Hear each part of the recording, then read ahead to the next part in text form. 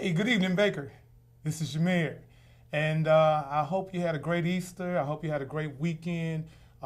Resurrection Sunday was a great day, and I'm just excited for another week, another time in this place.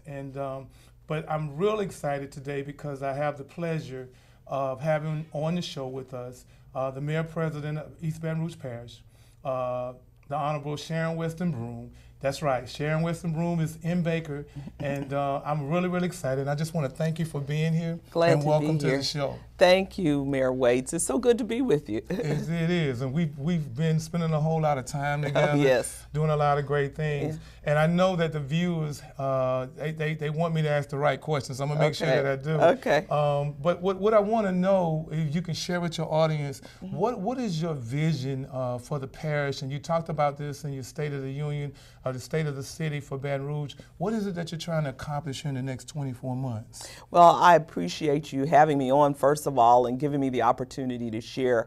My vision is one of an inclusive Baton Rouge and an inclusive East Baton Rouge Parish. That means that everyone becomes a part of the fabric of our community. No matter if you live as far as Zachary, Baker, or as far south as Shenandoah and elsewhere, Right. you are all, or if you live in Mid-City or North Baton Rouge, Right. everyone should have a place and play a role in the fabric of the community of Baton Rouge and East Baton Rouge Parish. And the goal is that everyone has an opportunity to thrive. And so my vision that I have constantly communicated is that we're building a community of peace, prosperity, and progress for everyone in this city and parish. It is, and I know you've had the, how long has it been now? It's almost 2 years. Well, not quite 2 years Not quite yet. 2 We years. started January 2017, January 2017. 1st, and so here we are in May, almost In May, April, right. April of 2018. So we still have some.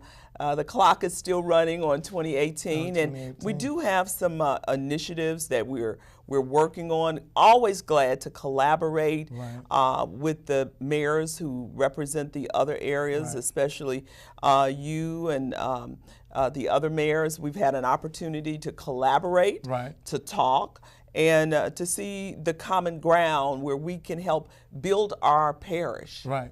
The challenges. I know there has been a few challenges. How do you deal with that from day to day? Just coming Yeah. in and being the first African American female, and just being the first female. How do you deal with the challenges of what you've been through? Well, I will have to tell you, Mayor, and I know it's not a surprise to you, but my foundation of my life is my faith in God. That's right. And so it is my faith that gives me the strength to do this job, and also the vision that I have for our city and for our parish. All of this is generated from my faith. But there is no leader that has never had any challenges. If you just revisit history, leaders have had challenges, but even with the challenges, they have emerged to do great things in their sphere of influence. So leadership does not mean that leadership does not mean that there will be an absence of challenges. Challenges will exist, Right. but how do we face the challenges, and how do we move on, and how do we keep a vision in front of the people that we serve? My dear friend, the late Ronnie Edwards, Right. used to always make this statement. She would say that public service is not for the faint of heart. Right. The truth is, as you well know, there may be some people who like one initiative that we're doing, and then there may be some people who don't like that That's right. initiative.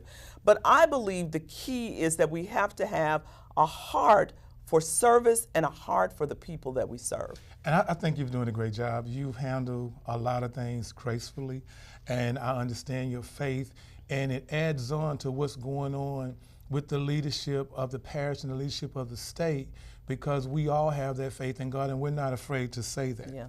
And that is changing what's going on in the state of Louisiana. I want to talk a little bit about the zoo, the impact. I mean, you made a decision in the late hours to bring all us together and come and be a stand together as a front with the zoo. What led you that way? What was your goals on bringing us together to get that done? Well, what many people don't realize, the discussion and the advocacy, Mayor, around the zoo was more than just about the animals there at the zoo. Certainly we were concerned with the zoo in terms of the animals and perhaps the fact that the zoo could be elevated and enhanced. But the big picture is we have to look at our disinvested communities and look at the assets that are there and build on those assets. And not only build on those assets, Mayor, but we have to add more to those disinvested communities.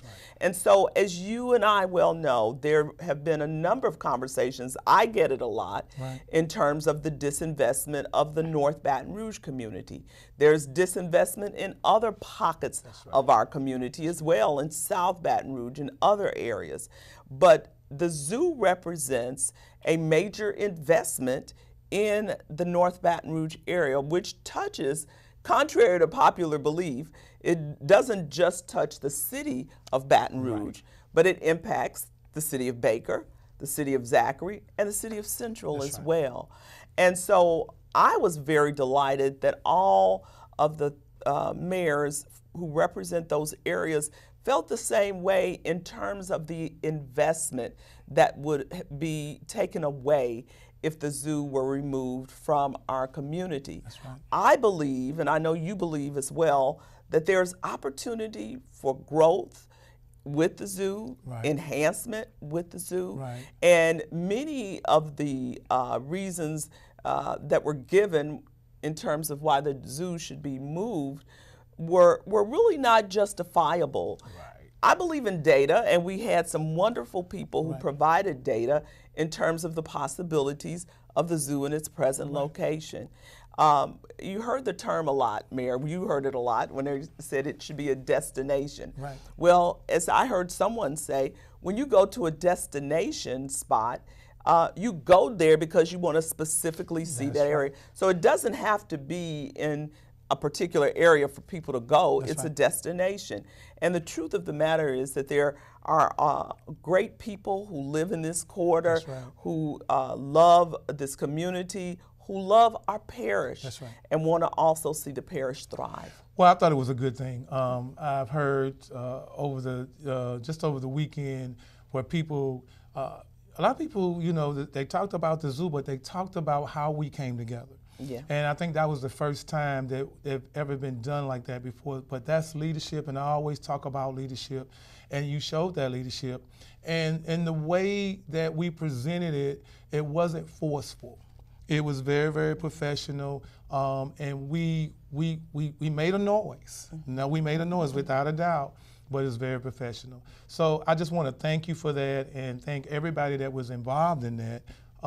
Especially the Councilwoman Shauna Banks-Daniels, who led us to that point, and then we finished it off. So Baker, look, we're going to be right back. I'm going to be right back with the Mayor President. I need to pay a few bills. Stay tuned.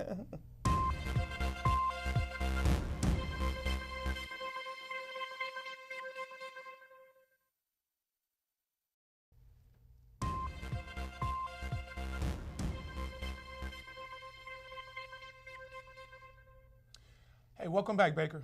And I'm here with the Mayor President. I'm just so excited to have her here in Baker. And we're having a candid discussion about East Baton Rouge Parish and about the north part of the parish. And I know personally that she is really interested, and she's has her focus to help us take the north part of this parish and make it great, as they say, or to just give us an opportunity to have the things that they have all over this parish. And Mayor Broome, I just want to talk to you a little bit about, we've had candid conversations about stormwater management, hazard mitigation, and all those things that came after the flood. So if you could share with our viewers some of the things that's going on, what type of initiatives you have to help us with stormwater management. Absolutely. Mayor Baker was severely impacted by the flood of 2016, as well as parts of Baton Rouge, as well as Zachary and Central as well. And so what we have to understand is that water really doesn't have boundaries, if you will. That's right. And so we have to work collaboratively, which is what we're doing as mayors, as we address stormwater management, as we address hazard mitigation. And so most recently, we have had meetings at MOSEP with you and the two other mayors, and we're talking about hazard mitigation dollars that we're receiving in our parish, and how we can maximize those dollars to make a difference in our resiliency efforts moving forward. Lord knows we don't want to have another experience like we did of 2016, but we have to, first of all, revisit 2016 and see how we can improve on conditions that existed then and move forward. And so we are having continued conversations. I think we have one scheduled for next week. Looking forward to engaging the Corps of Engineers in our conversation to see what projects that each area can develop that will impact us in a positive way to address flood efforts going or floods that may be in the future. As I said, I certainly hope we don't have any, but we have to be prepared. Yeah, it is. It's Louisiana, and you know what that means. You know, hurricane season is right around the corner. And I heard you say the other day we were talking about every time it rains, you know, you get a little nervous. You know? And I do too. And so I know that it's a priority for you. Absolutely. It's a priority for me because it's a priority for our people and because it needs to be done. There are some people who don't really understand because the severity did not impact them. But the truth of the matter is, if we have individuals throughout our city and parish who are still in FEMA modules, who are still trying to rebuild, then we have an issue that needs to be addressed.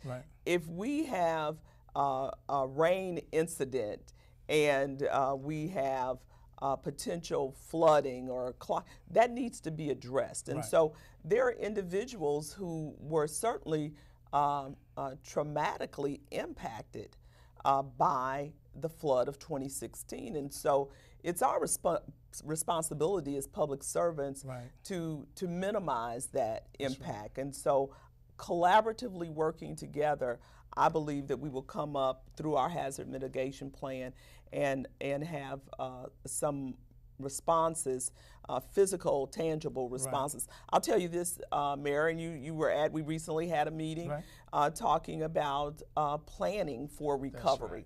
And in this meeting, we had stakeholders from nonprofits, we had stakeholders from government, from you name it, anybody that's a stakeholder in East Baton Rouge Parish was at that meeting. And so we've divided our focus into subcommittees working on those issues so we can be ahead when it comes to hazard planning. And so I was very glad to see the room was packed with individuals who will be a part of the planning process. And this certainly is part of building a resilient community.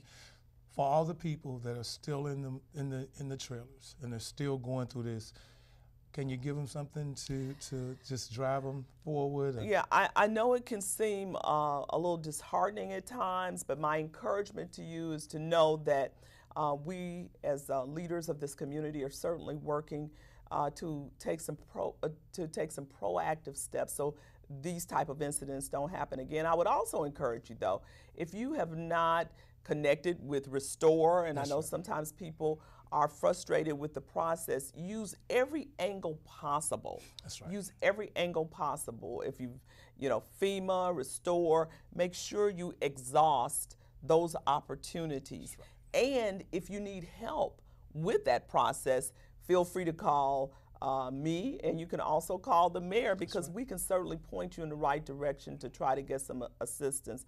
I know that a number of people have been frustrated by the process, but our goal is to try to ease that frustration and help you work through the process. Okay, real quick, and I had a meeting with Mr. Tyson, and he was talking about blight property. Oh, yes. And just real quick, got just a few seconds left.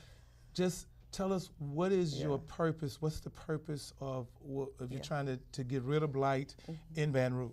So blight impacts economic growth, development. Right. Blight impacts the quality of life. We've got to change the culture. That's right. And we cannot, because blight is far reaching in terms of definition, but we have a blight strike force now made up of members of the community who represent organizations throughout the community. That's right. We are strategically tackling blight. Right. Had our second meeting recently, and my goal is to see some tangible results in terms of transformation as we partner together to eliminate blight in our community. Blight didn't happen overnight, but we are going to it is a top priority for us as a city and as a parish. And I would say this time next year, I expect some tangible results that we can show people. And I know you'll get it, because you're a great leader. Thank you so much for everything that you do for this parish.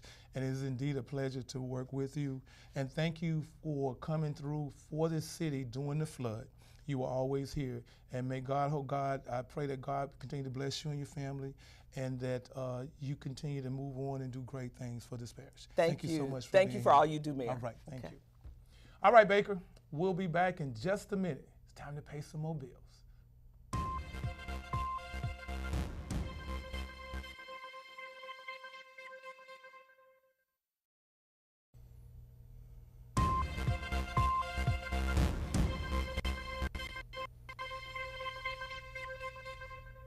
Welcome back, Baker, and this is Jameer.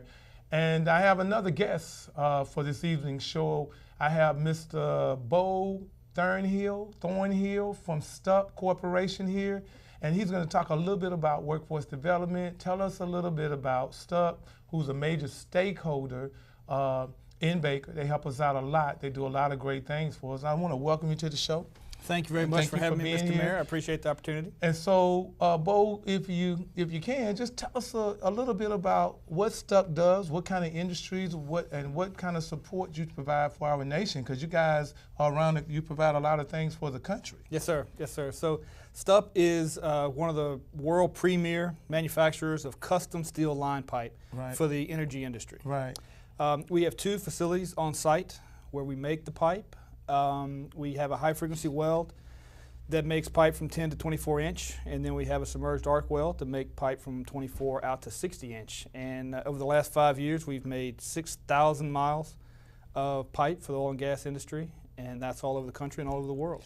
Okay, how long has STUP been in business? We've been here in the Baton Rouge area for over 60 years. Right. Our parent company, STUP Brothers, has been in operation for 150 years. Wow. They currently have 6 generations of family in leadership positions in our industry. So that's right. You guys been in Baker in this area here for a long time. Over 60 years. Now, are you guys providing pipe for any of the pipelines going on around the country? Yes, sir. In fact, the Bayou Bridge pipeline, just recently, we made the pipe for that, just right here in Louisiana. So. Okay, and so that brings me to my next question for Bo. Bo, the workforce development. I know you guys have been playing a big part in workforce development for the city of Baker. And those of you who don't know, we have a workforce development center here in Baker. And STUP has been there from day one with BRCC.